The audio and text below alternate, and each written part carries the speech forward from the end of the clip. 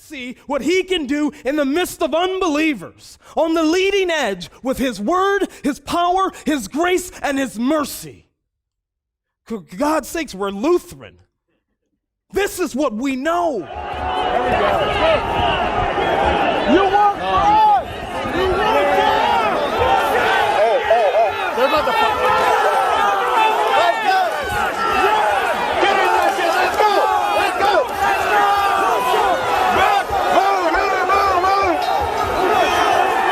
Stop that shit. This shit is good. What's flowing? They're taking the focus.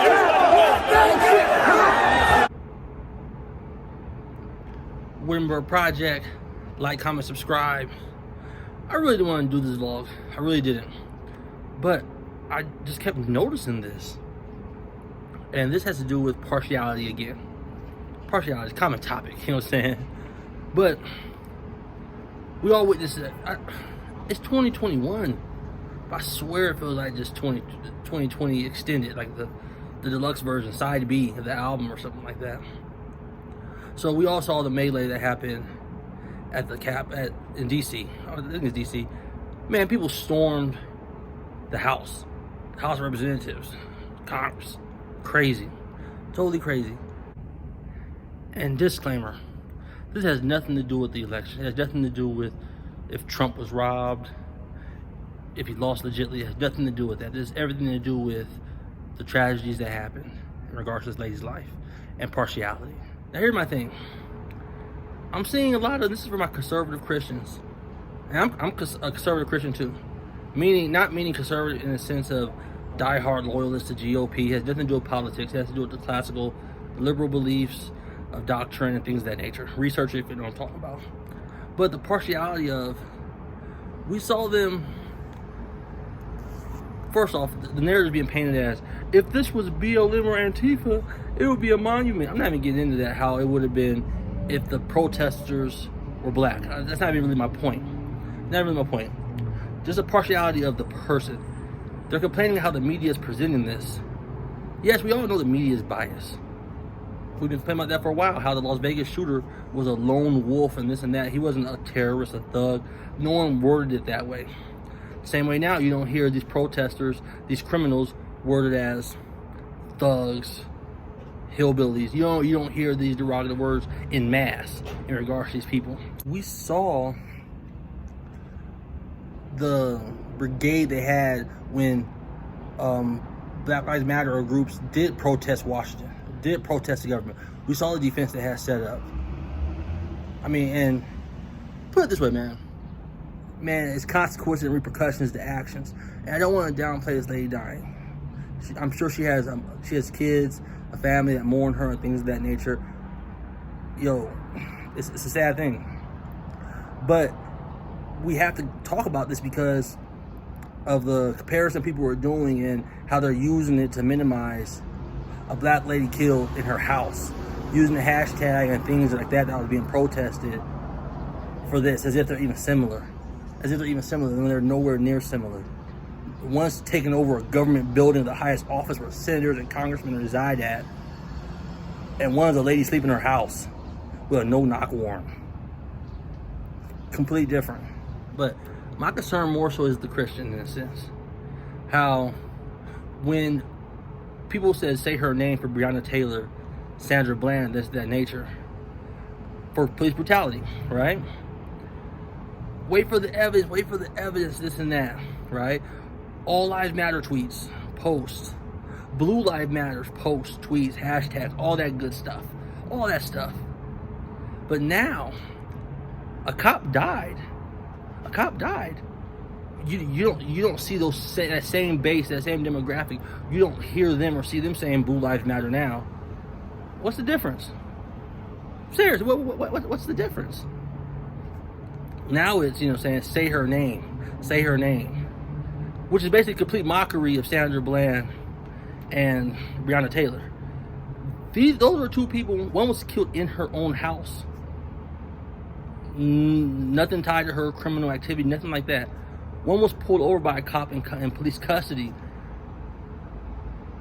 and people were protesting. This is a criminal, a lady who raided one of the highest offices in America, the House, and got shot. What happened to obey law and order? This doesn't happen. What happened to all of that? What happened to all that narrative? It's not there no more. Now we're seeing posts and retweets from pretty known Christians. You know, if this was BLM or Antifa, no. Talk about what it is. It's a person who went to a protest and participated in a riot. You know, and just for the aspect of people saying, if this was black people or this was BLM that did this, blah blah blah. First thing, black people ain't storming in the House, the White House, or Congress, things of that nature. Because we know we'll be shot. Period. So this whataboutism is far-fetched. It's far-fetched. You know? And why isn't BLM protesting police brutality now? Why aren't you protesting it? Why aren't you mad? Why haven't you been mad? Why is it now you care about protest and police brutality, but you did it before?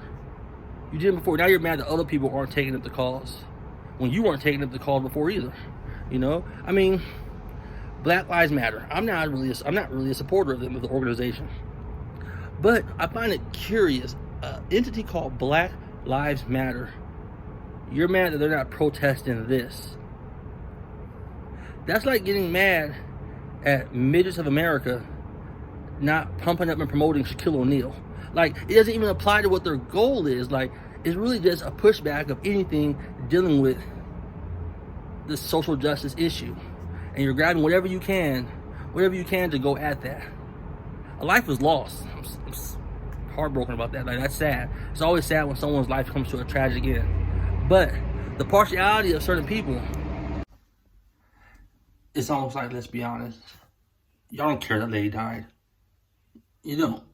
Just an opportunity to push your political agenda or to stand against people y'all perceive as SJWs or CRT. It has nothing to do with her death.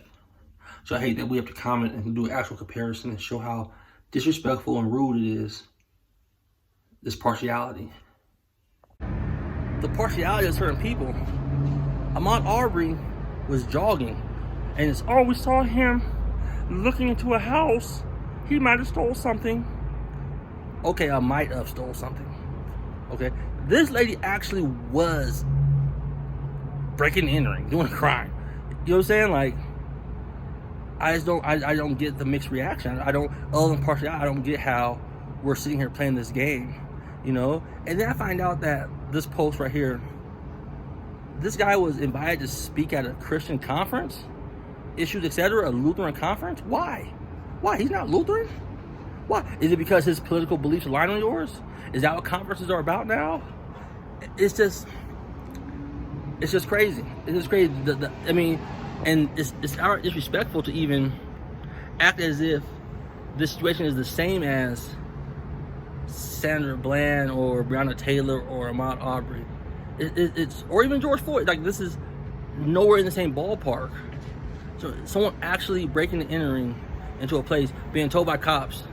Well, before you even told by cops to stop, you know you're not supposed to be in there doing this. You know this is a riot, and you know that you're climbing through windows with cops saying back up. It's a video out there. It's kind of disturbing, but you know this. It's just 100% partiality, and there's only a couple of differences.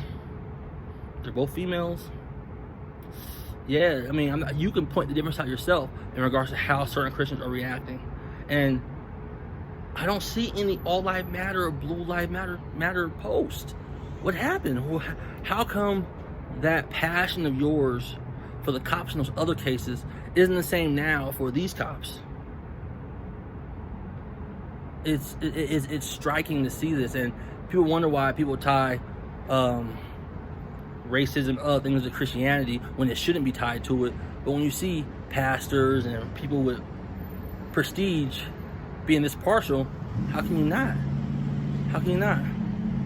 Anywhere, man. Whatever project.